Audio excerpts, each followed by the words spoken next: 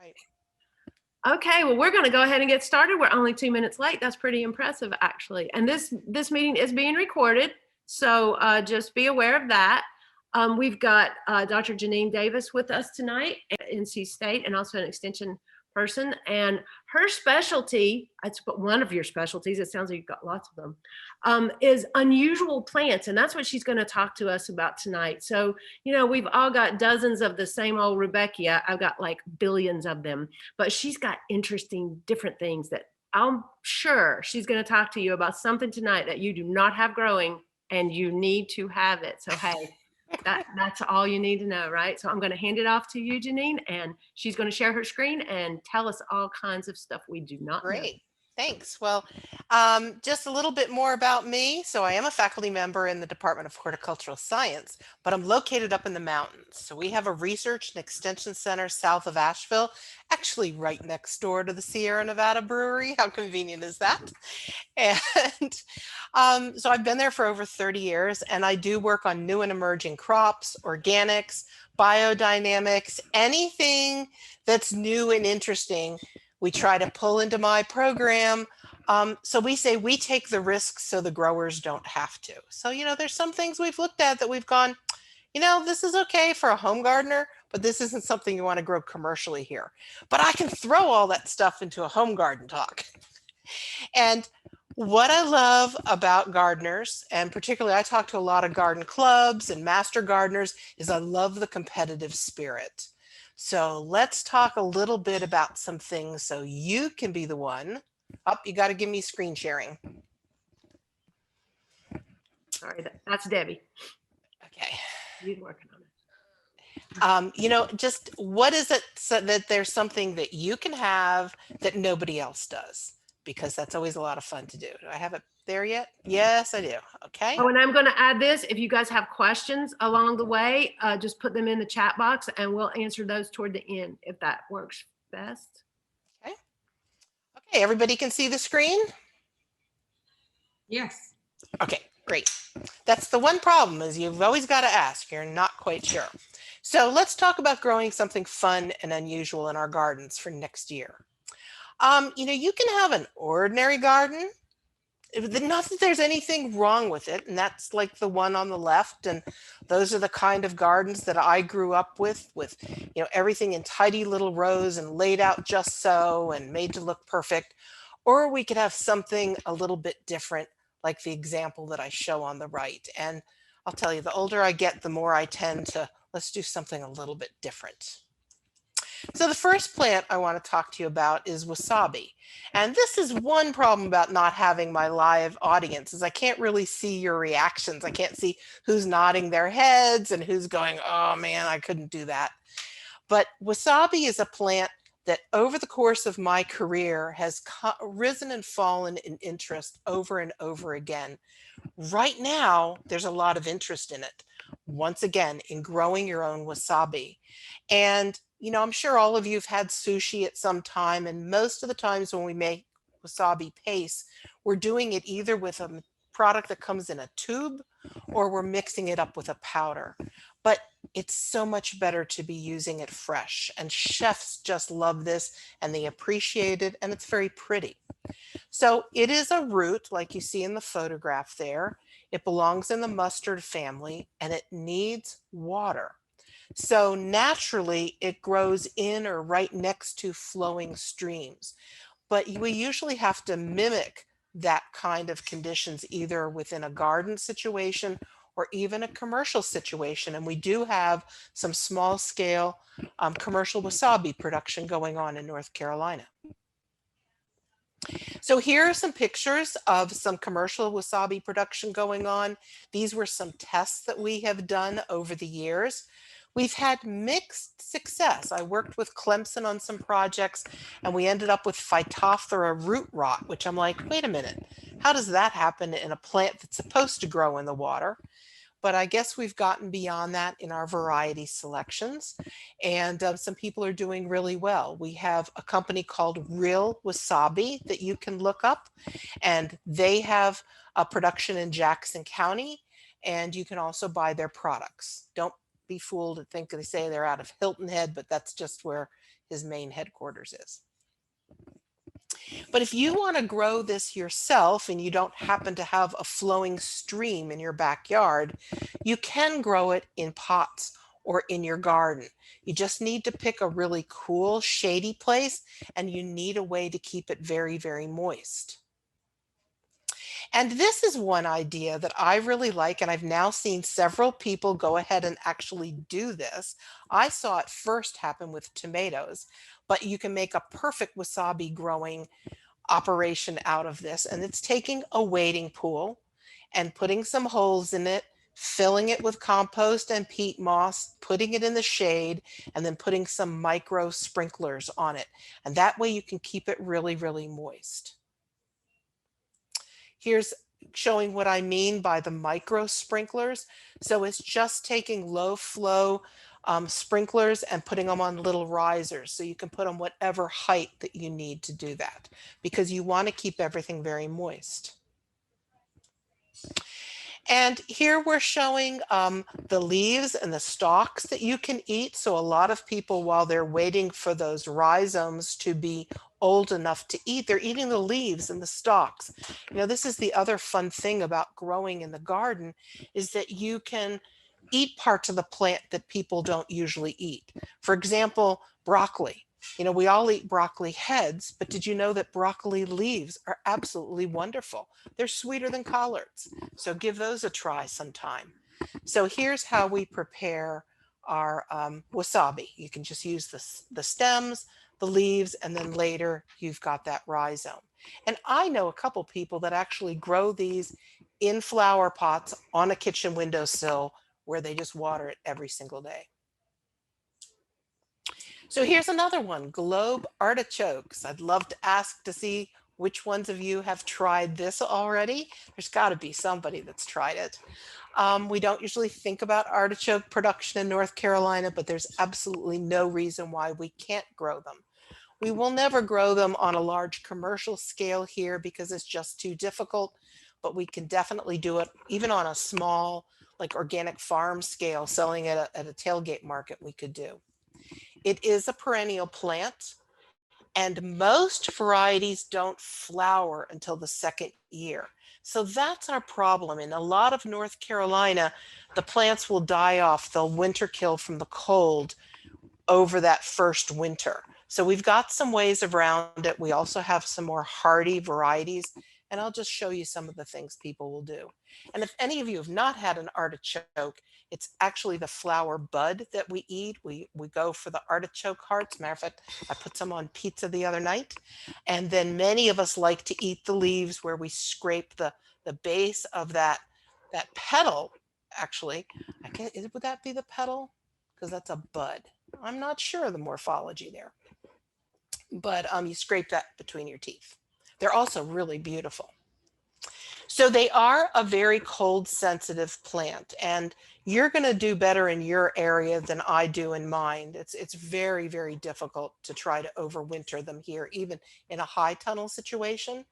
But I know people that have been successful with the variety Emerald, which is more cold tolerant, by growing it against a southern wall, or some people will actually dig them up, bring them into a cellar, and then replant them in the spring.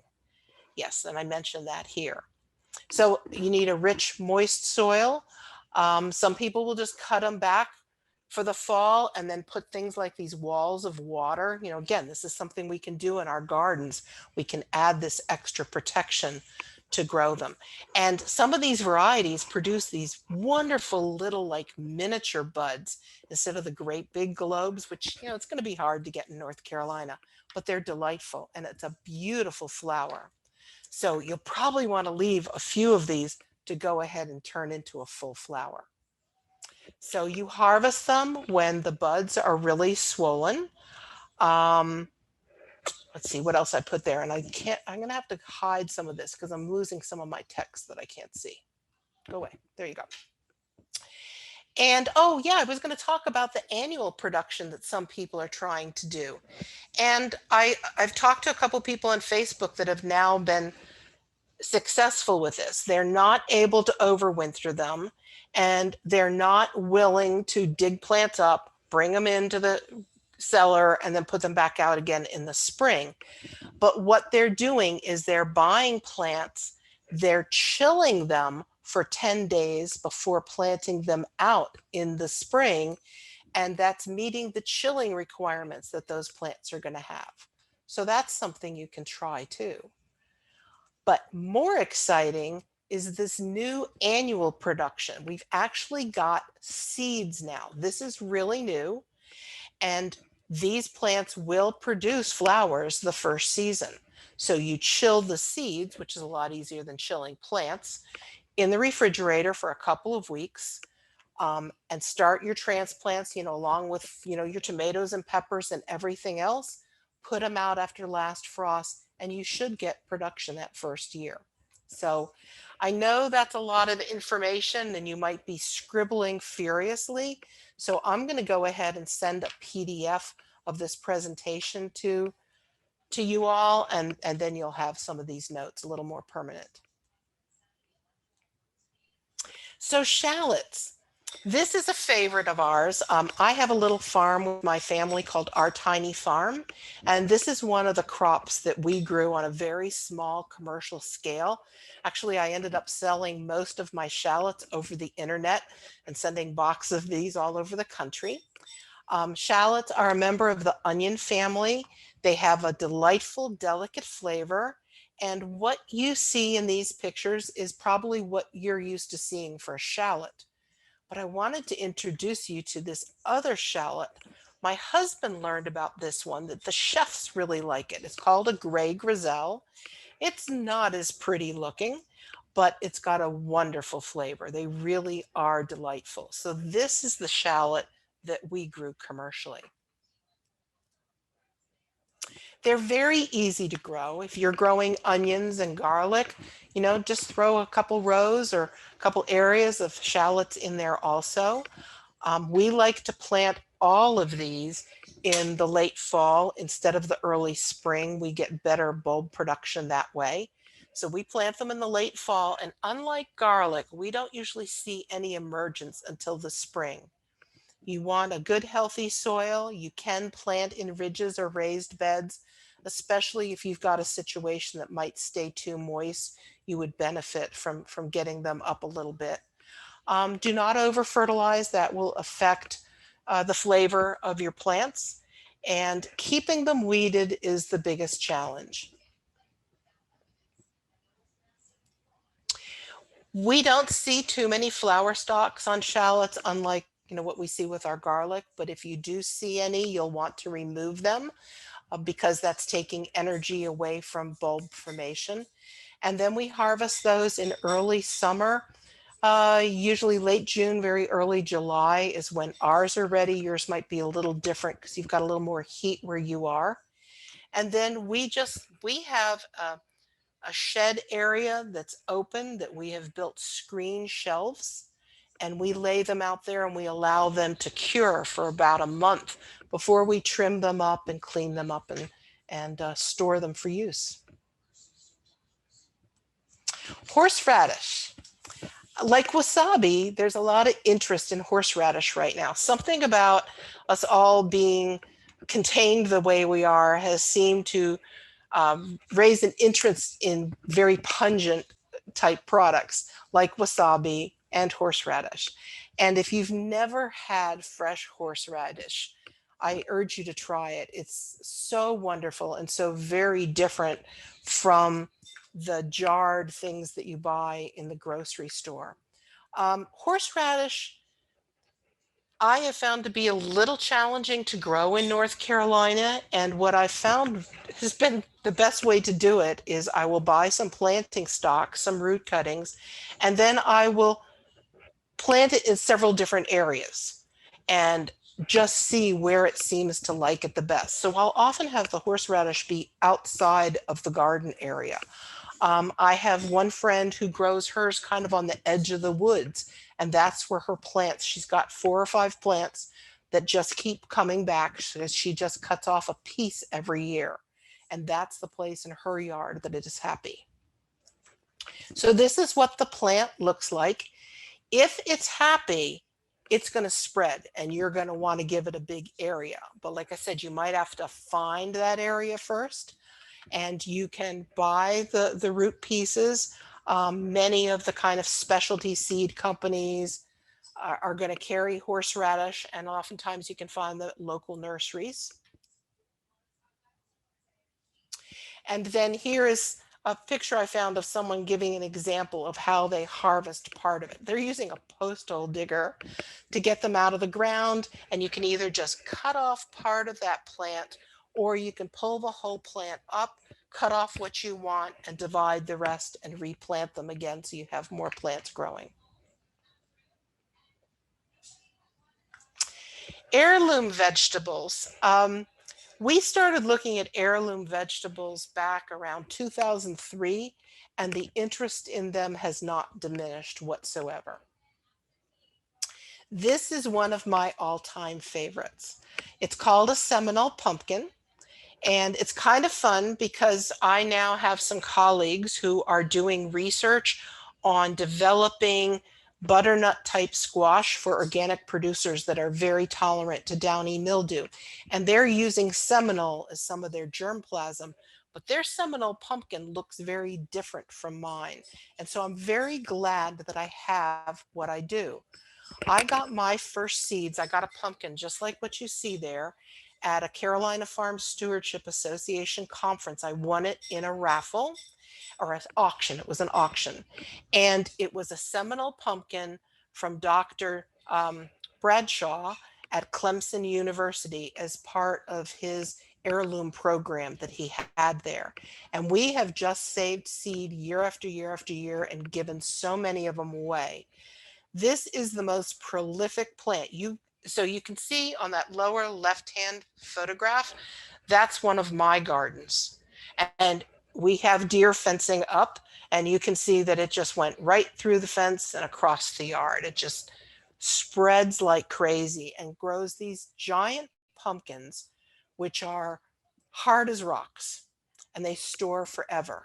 They're highly disease resistant, which is why the breeders love them. And we have found that they're very drought tolerant and very hurricane tolerant. So they grow great. We just direct seed them. You can put them into ridges or just make hills like you do with any of your other squash. I would suggest if you want to save your own seed, what we do is we grow our Seminole pumpkins every other year, every couple of years, so they don't cross-pollinate with any others. This is just showing some of the variability. So that one in the lower left is the one that my friend up in Virginia is doing a lot of the breeding work with. But these are all the different types we see. Mine are the really, really big ones. So this is where it's kind of fun to share seeds. Here's my kitchen where you can see what these look like. Now they are so hard. It really makes my husband concerned to watch me to try to cut one of these open. And a friend of mine actually goes outside and takes an axe to it. That is how hard that shell is.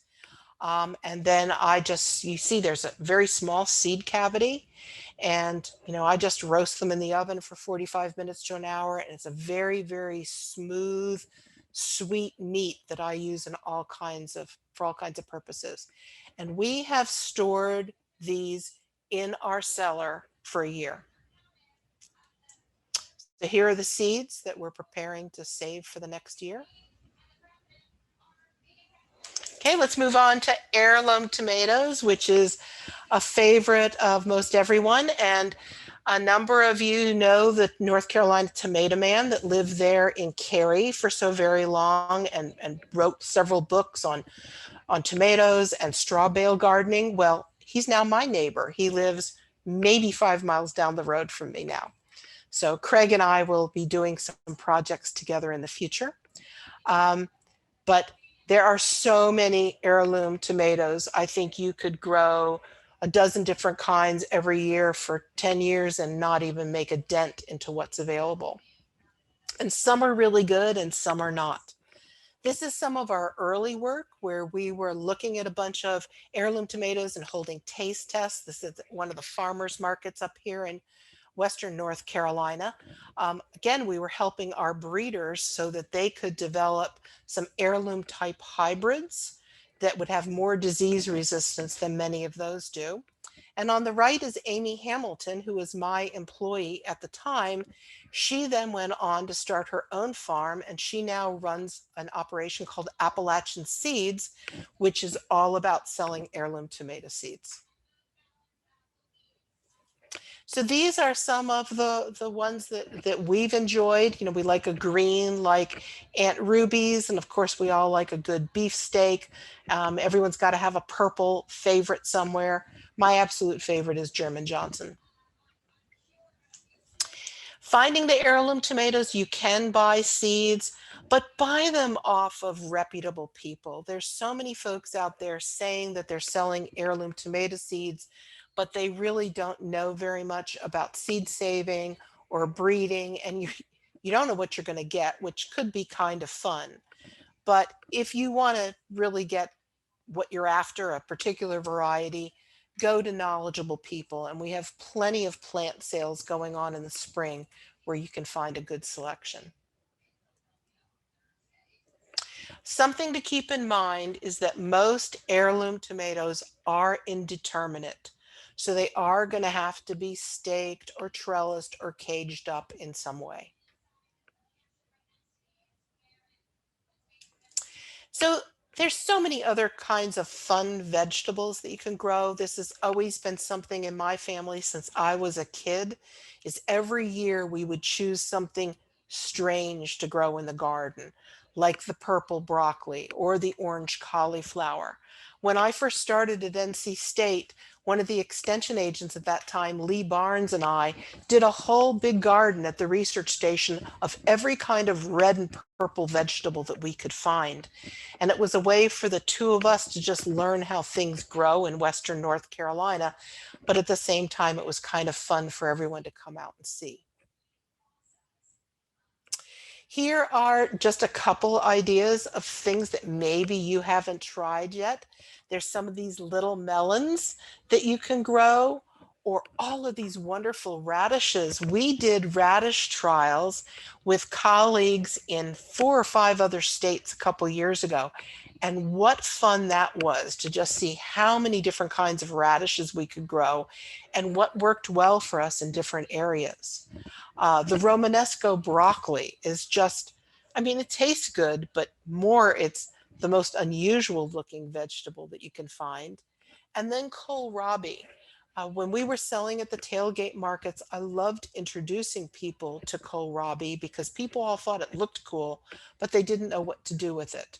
And most people don't know that it can be cooked. So I would make it into little matchstick sized pieces and then just saute it in butter with a little salt and pepper, and it's wonderful. We also have a large number of ethnic vegetables. And something you could do is pick a different part of the world every year to look at. One of the specialized agents that I work with loves to go to Thailand. And so he's always introducing me to new vegetables and varieties that are specific to that country. So bitter melon is a fun one.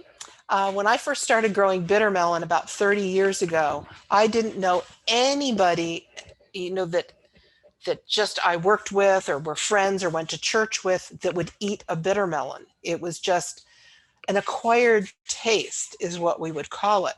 So it was always Asian people that would come looking for this in the markets.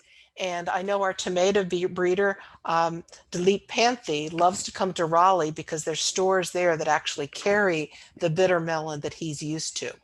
But now we have bitter melon varieties that are a little bit more to our types of tastes. And so there might be some that you would enjoy yourself too if you don't like that really bitter flavor. However, bitter melon has a lot of health benefits, and it's actually being used in a lot of diabetes research. There's a lot of people that will just eat a little bit of bitter melon bitter melon every day um, to, help control their blood sugars. Oops, just a second. There we go. And so it's fairly easy to grow. It's a vining plant, so it's just like any of your other cucurbits. The bitter melons, some of these more unusual vegetables, you need to pay a little bit more attention to how you germinate them because they're often not as developed breeder wise as some of the more common plants. So sometimes you have to do a little bit reading on that. And for example, we've learned with bitter melon that just breaking that seed coat, just nicking it a little bit and soaking the seeds gave us faster germination and better germination overall than if we just sowed them out, like we would a tomato seed. So with some of these unusual things, you might want to look for some of those tricks to improve your chances of success.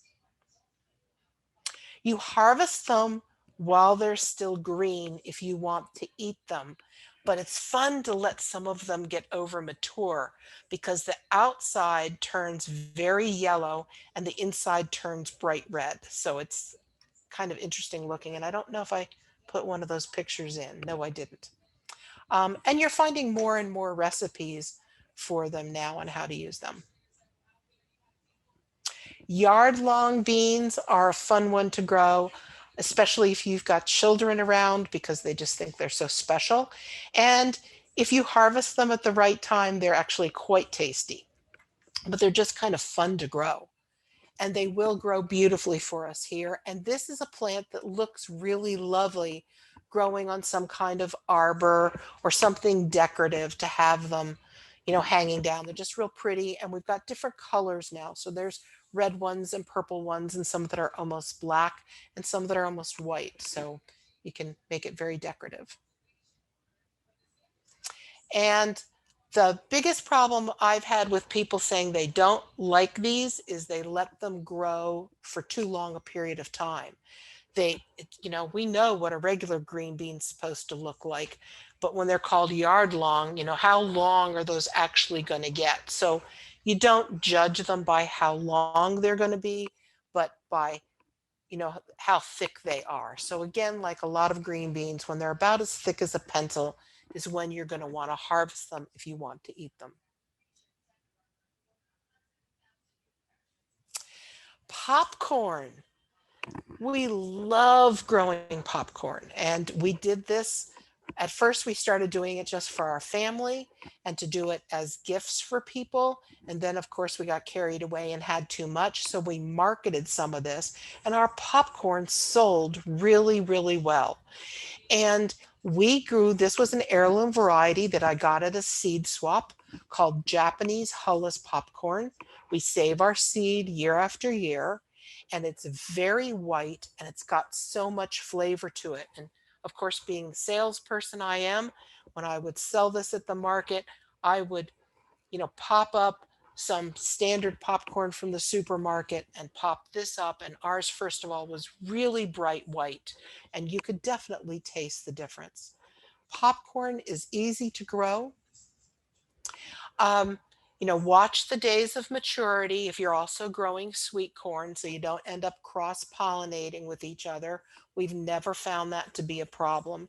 But you plant it in a block so you get really good pollination, and you'll find that most of your popcorn are going to be pretty short compared to your sweet corn varieties.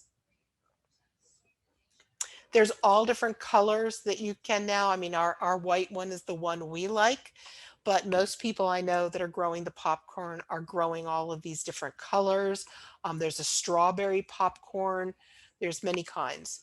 And if you're going to do quite a bit of this, you are going to want to invest in some kind of dehuller. You see the hands there where they're just rubbing them together. We've done that for a very long time, but that's hard on your hands. And then just we store them in glass jars. Loofah Gourds. This one has had so much interest this year. So we did research on Luffa Gourds about 20 years ago to turn it into a commercial crop. We can get 36,000 sponges to an acre here, but we can't compete on a wholesale level with the imports. However, we've had some really wonderful little businesses. One where the couple just retired a couple years ago. They were called the Loofah Ranch. They still have a Facebook page out there, and they were down around Murphy, North Carolina, and they built their whole operation based on the results of our research. So that was kind of fun. But loofah gourds are easy to grow.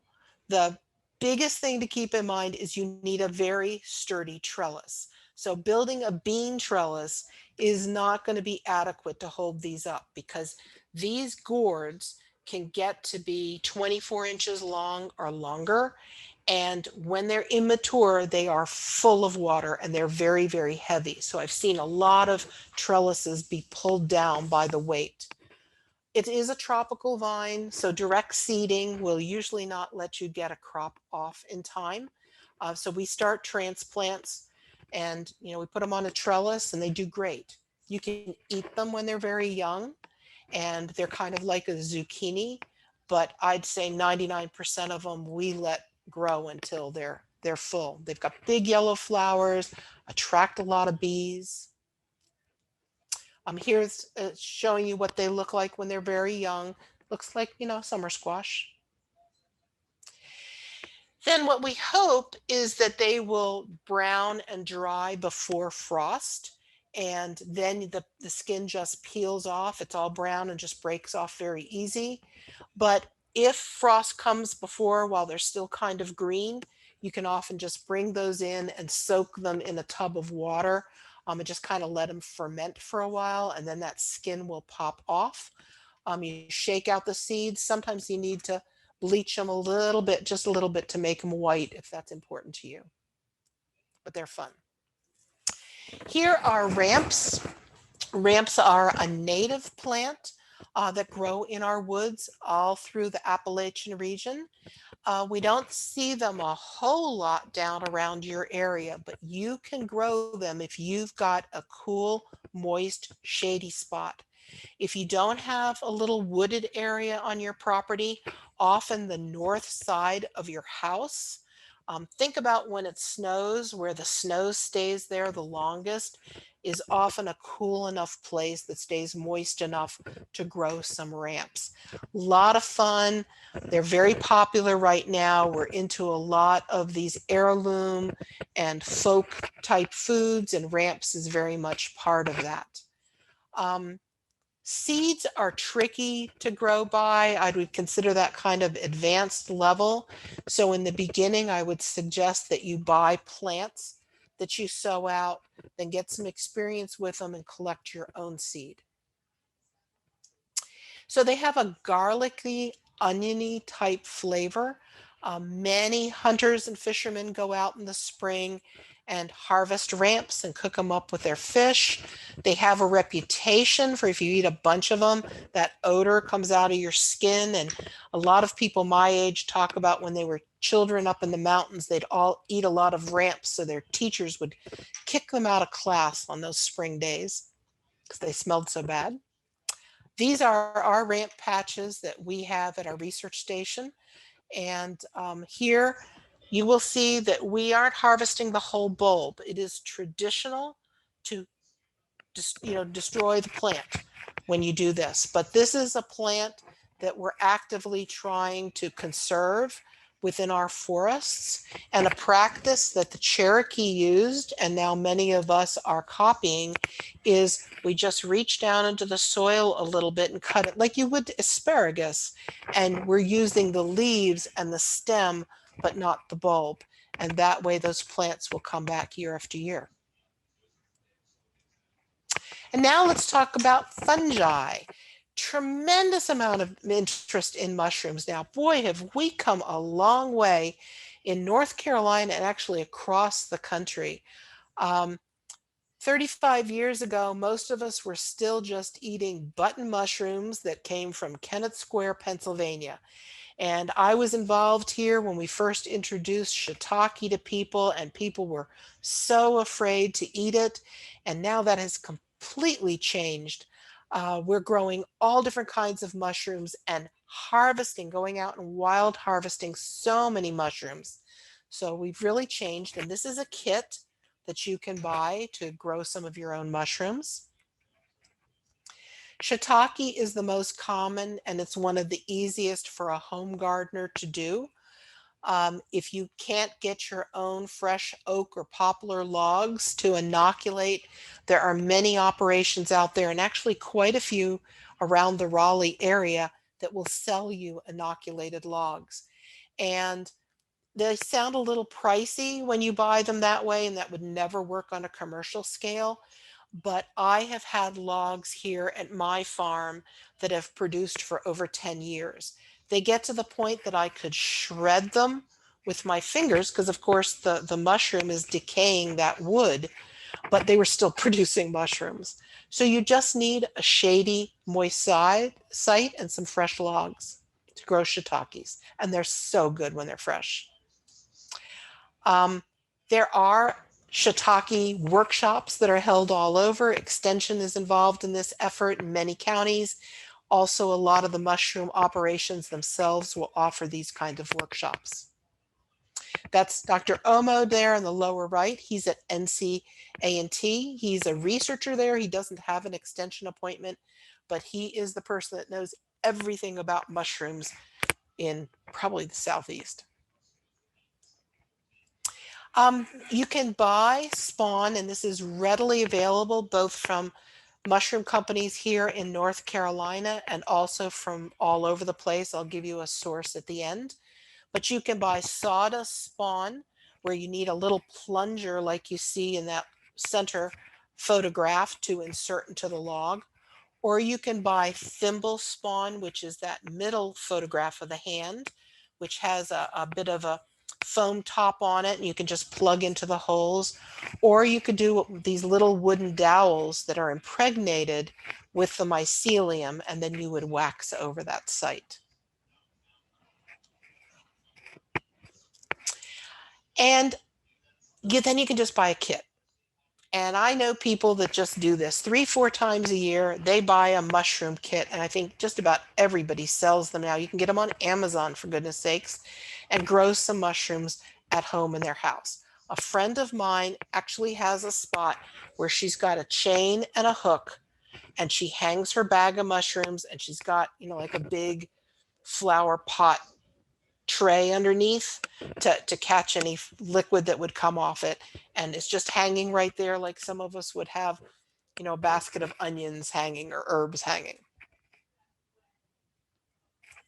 And there's so many different kinds of mushrooms now that you can grow and you can get kits for.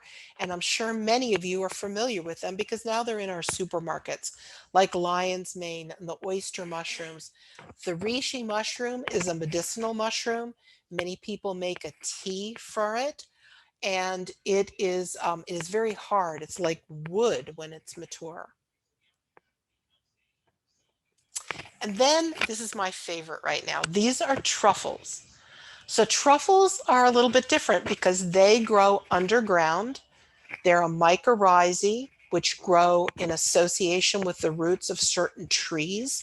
This one is the black paragourd, which is the one most of us have had in restaurants, like in a risotto or some shavings on top. They're really valuable and they're native to Europe. But we have a growing industry here actually now all across the United States. The North American Truffle Growers Association is based in North Carolina. You have the original grandfather of this industry in Hillsborough, Franklin Garland of Garland Truffles. And these are what our truffle orchards look like. And when we first started, we were told that you had to have like at least 100 trees in order to get production. So I would never at that time talk to home gardeners about it. But now I know people that have as few as 8 trees that are getting production. They're pricey to start with. And a lot of people are using filberts And we do have issues with eastern filbert blight, so you might want to look at oaks so we don't have that issue to deal with. This is us putting in our first test orchards at the research station in Waynesville. This was in 2010. Oh, the trick to this is black Perigord truffles need a very high soil pH, and our pH is far from that. So you put on literally tons of lime. You're trying to push that pH as close to 8 as you can get it. And we get fruiting after 7.6. But because our soils are so acidic, every year you apply lime. So you're planting little seedling trees that are already inoculated with the mycelium, with the mycorrhizae for the truffles. This is Franklin Garland in the lower right. Jane Morgan Smith, who's around the Winston-Salem area, is in the upper right. She had Martha Stewart on her farm when she first started harvesting them. If you know anything about truffles, you know that traditionally you used pigs to find them in Europe, but now everyone uses dogs. It's much easier to keep a dog than a pig. And the orchard that you see in the center, I believe that was Tom Michaels in Tennessee.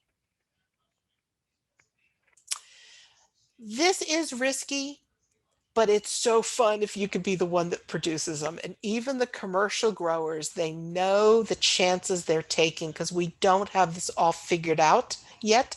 So maybe half to 2/3 of the people that try it are successful, although I think some of the lack of success is people don't take good enough care of their orchards because it's going to take a minimum of 5 years before you get production. And now I'm pushing that to 7 years. But how fun if you had them. So we planted our first orchard in 2010 and harvested our first truffles in 2017. So it took us 7 years. Look at the size of that truffle we harvested. That's Lois Martin and her dog Monza.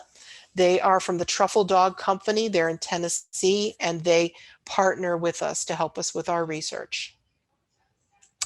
And on Tuesday of this week, my employee Katie harvested the first truffle from our orchard for this season. Now, this was a surface truffle and it's not in really good shape, but she said it smelled absolutely delightful and there is enough of it there for her to cook some eggs with it.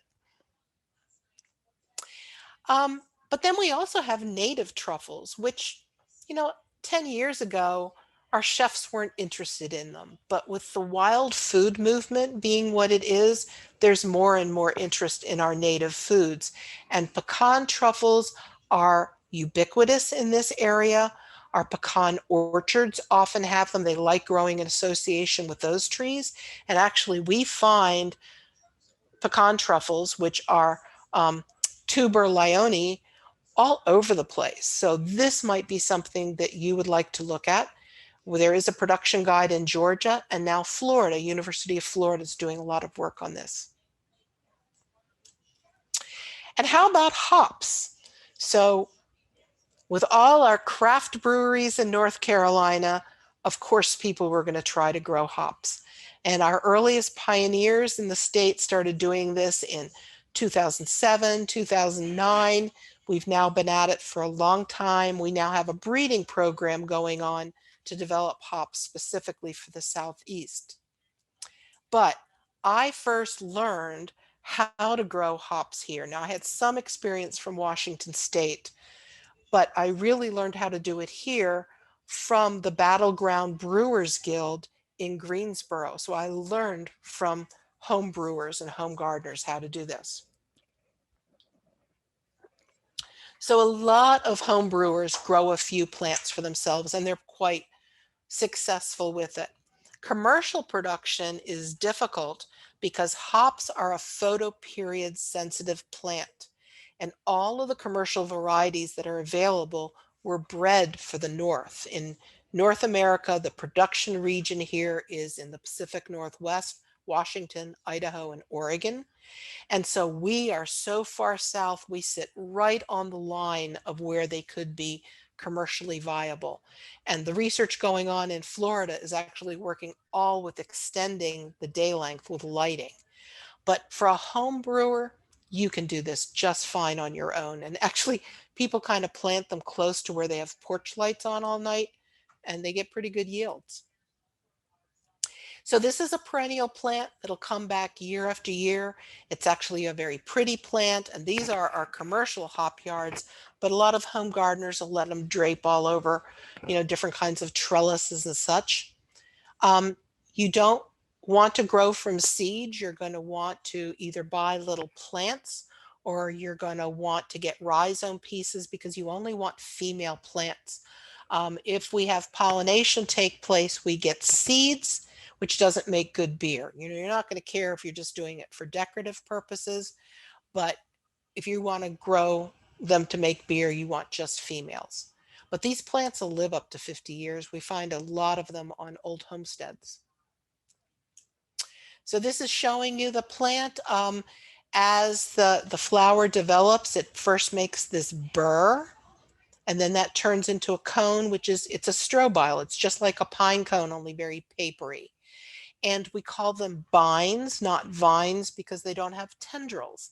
They have sticky hairs on them, and they wrap themselves around the twine. So here are some home gardeners, examples of growing their hops at home. And this is a very common way to do it, a teepee type system. So you can do something like that also. We've tried this. It doesn't work so well on a commercial scale, but it's really pretty in a backyard.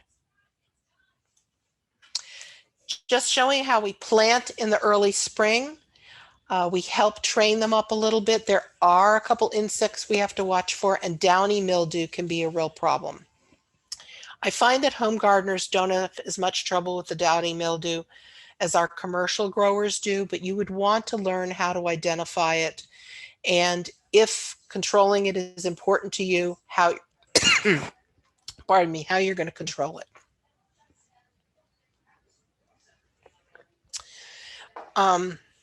Excuse me a minute while I cough here. These are some of our folks. That's Van Burnett in the middle, growing his, harvesting his. And we have some harvest parties. We do have some brewers that work with the fresh, wet hops to make beer, but it's most common to dry them. And so we've built all kinds of homemade dryers to dry our hops. So that's all the plants I was going to talk to you about tonight. I did want to give you a few sources.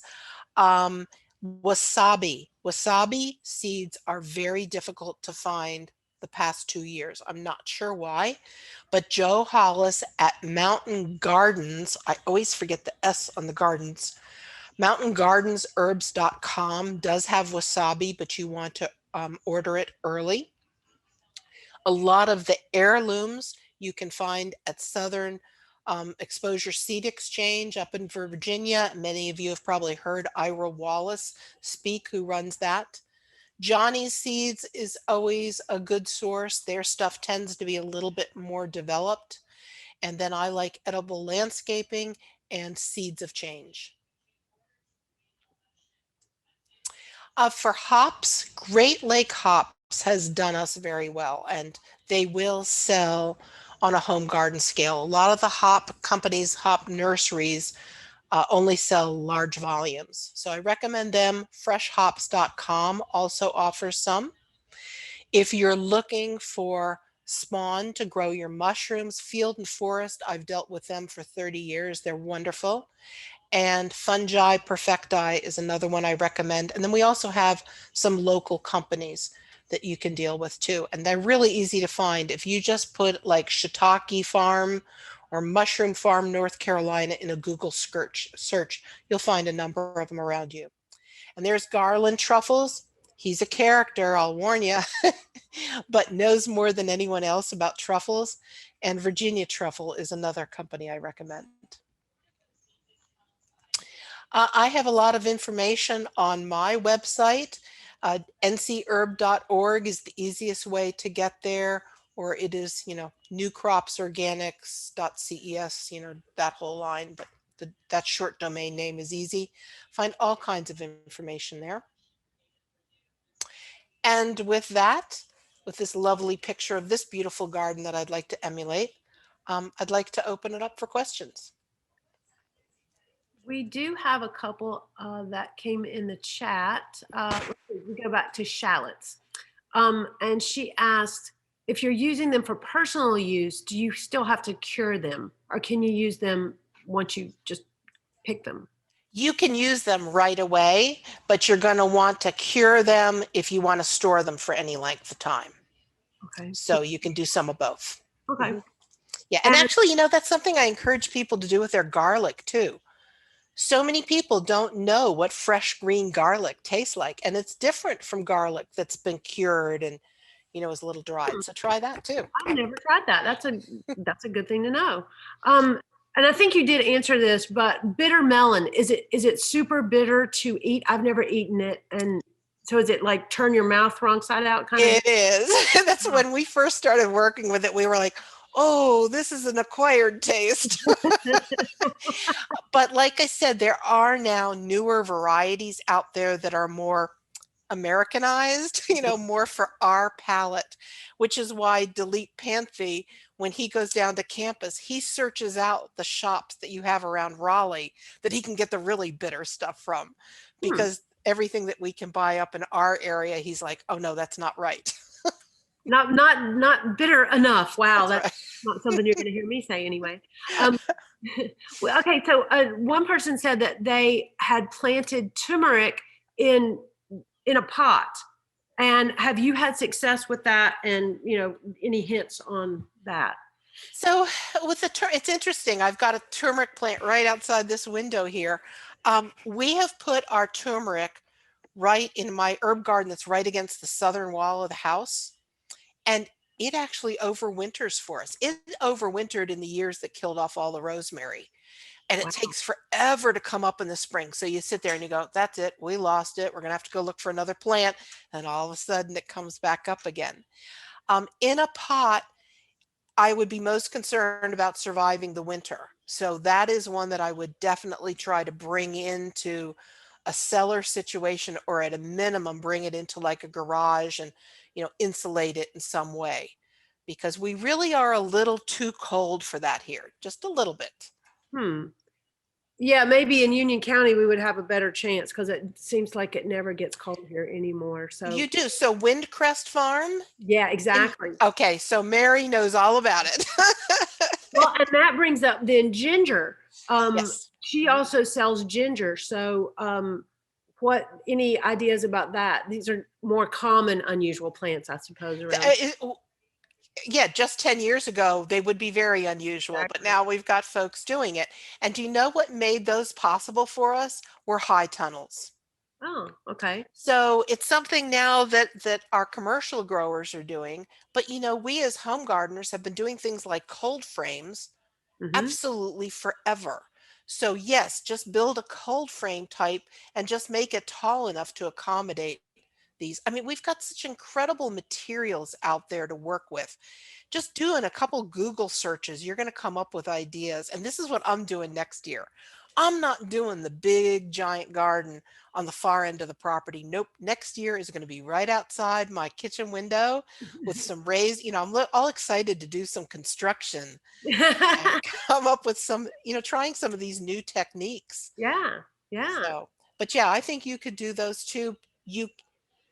You might be warm enough that in the right section of your garden, you might be able to pull off some baby ginger right outside. But, even the folks I know around Pittsburgh still rely on those high tunnels to give them the warmth they need. Well, Windcrest Farm is a place to take care of turmeric and ginger both. Oh, yes. I love her. Yeah, she's great. Her little videos, they're like meditation for me. I watch, she just walks around her garden, doesn't say anything. It was just very calming. Yeah, she did one of those for us recently, actually. So we have another question. Any thoughts on shallot seed versus using the clove to plant? So it's interesting. I have been getting extension questions about garlic seed too. So I started doing a little bit more research on it. Most of these plants don't produce seed reliably, Hmm. but people are finding some varieties that do, and they're working from seeds. So this one guy I talked to, I found all the information I could for him and made him promise. And matter of fact, I actually put it on my Google Calendar that I'm going to get back up with him next summer and find out how that works for him. So I really don't have much information with it because, so many of these plants don't produce true seeds. Yeah. They'll produce a scape and a seed head, but there's nothing in there. But there, it's mostly home gardeners that are making all of these great discoveries and getting these things started. And so, yeah, I'd be excited to see if someone tries that. Now, So onion seed is reliability, common. the reliability factor is on the clove side. And Yes. so, okay, but the ingenuity factor is on the seed side. And you're going to get more variety because the problem we have working with these cloves is we're working with clones. It's always going to be the same as the mother plant. Whereas if we work with seed, we're going to get some of that variety. And, that's what's fun to do in a home garden is you want something different than what you buy in the store. Yeah, good point. Good point. So do you guys have any other questions for Jeanine? I think this was a fantastic talk, and we're all, think everybody's putting their gardens to bed sort of right now. And so now it's just a matter of moments before we're all starting with the seed catalogs and you know, I call it the plant porn and all this stuff is just, will be crazy. And so now we're all going to grow loofah and hops and turmeric and whatever. Yeah. Yeah, the loofah is such fun. I don't know why there was so much interest. The wasabi and the loofah were really big things this year. That is So odd. I mean, yeah, I know. And loofah takes a lot of space too. So it yeah. does. It does. So that's why if you could have some kind of trellis for that to run over and just let it get up. But it's such a beautiful plant. Those great big yellow flowers and the bumblebees work them, and That sounds cool. it's just a lot of fun. Well, thank you so much. We got a thank you over here. Somebody sent a thank you. Very informative, all that. And I'm going to let everybody know that on the 7th of January, that will be our next Successful Gardener Talk. And we will be talking about seed saving and starting. And so we can all get ready to start our seeds, hopefully, probably about February, I guess we'll start doing that. So that will, and we will probably, our plan is to have a seed swap somehow, even in 2021 COVID period, we're going to still do a seed swap. Haven't quite figured out how to make it happen, but it's going to happen. So get ready for that in January, and you'll hear more about that coming soon. Thank you so much. This was a wonderful, wonderful talk. You have great Great. slides too. Well, thank you. And I will, like I said, I'll send the PDF handouts, and then if anybody wants them, they can have that because I know I went through those slides very quickly. No, that's great. And we recorded this, and we'll have that up on our YouTube channel within a couple of weeks or so, right, Debbie? I don't know how fast we turn them around. You're muted. She's still talking. There she Yes, goes. sorry, I'm muted. Yes, it takes me about 5 hours to do the closed captioning stuff on these for a 1-hour program. So Wow. it usually takes me a little while. Yeah, no. Yeah, Yeah, especially when you're using weird words like loofah and wasabi. yeah. That's going to be a lot. To come out. That'll be real fun. Who knows? Anyway, we can get some of your pumpkin seeds. I'll have to see what we've got available. Okay. So actually, we didn't grow them intentionally this year. They were growing on the compost pile, and I think we have saved some. Awesome. Sometimes those are the best, right? We have a teaching garden, and we could plant some out there and get our own seed sources started. They're wonderful. So if we could just get a handful, 6 or 7 would be more than enough, I'm sure. Oh, definitely. Okay, I'll make a note. Room. Yeah. This is awesome. Well, I hope I got you enthusiastic about trying something new. Yes, definitely. Definitely that's just what I needed. More stuff to grow. Well, see, what I do now is I say I need to support my local farmers, and we've got one just down the street, this young couple, and they're doing great. So I'm like, so I shouldn't grow the normal stuff. I'll just go buy it and support them. Yeah, that sounds good. That sounds really good. That Well, way thank you you. Oh, and there, Debbie has put her email address down there. So if you need handouts, just shoot her an email and Okay. then she'll be able to set you up, guys. Thank you very much and have a great rest of your evening and week and all that. All right. Thanks. Bye, everyone. Bye.